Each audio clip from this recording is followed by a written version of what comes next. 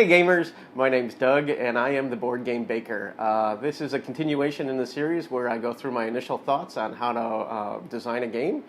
This is my new recipe segment to figure out how we design a new game. And last we were talking about my initial design thoughts, how I thought the whole factory concept could work in a game, and we're going to continue on from there.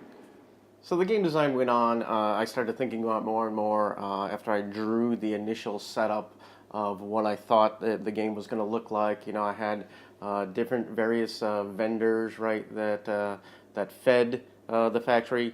I had the factory and a lot of little steps within the factory about how, you know, one became two, then maybe became another one. And so there's lots of steps within the factory itself. And I was thinking there's got to be a lot of kind of back and forth within the factory tile itself to say, okay, how is that going to be manufactured? What's the optimum way?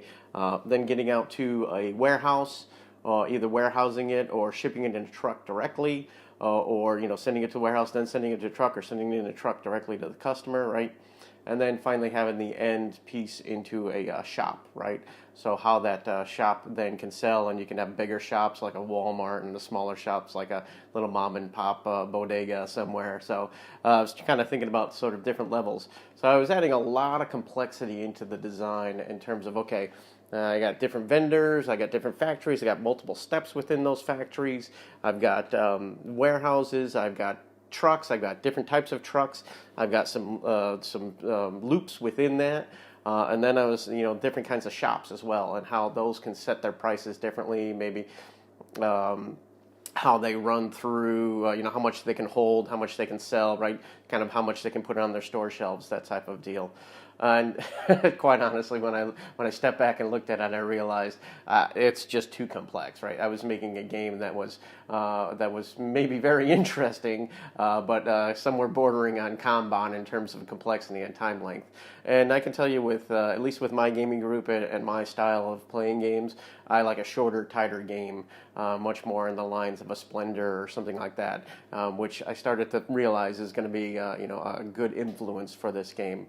So I looked at that and I said, okay, I've got to step back and how do I peel this back and get to some really good pieces of my ideas. And I think that's an important piece of the overall design process. Is you can come up with this great idea and quite honestly, you want to throw everything you can at it, put as much as you can into it, add, right? And then look and start, thinking about how it's going to play in your mind, go through it over in your mind a few times, sleep on it. That's always good to get a good night's sleep. Think about it overnight, come back to it, and then realize, hey, you know what?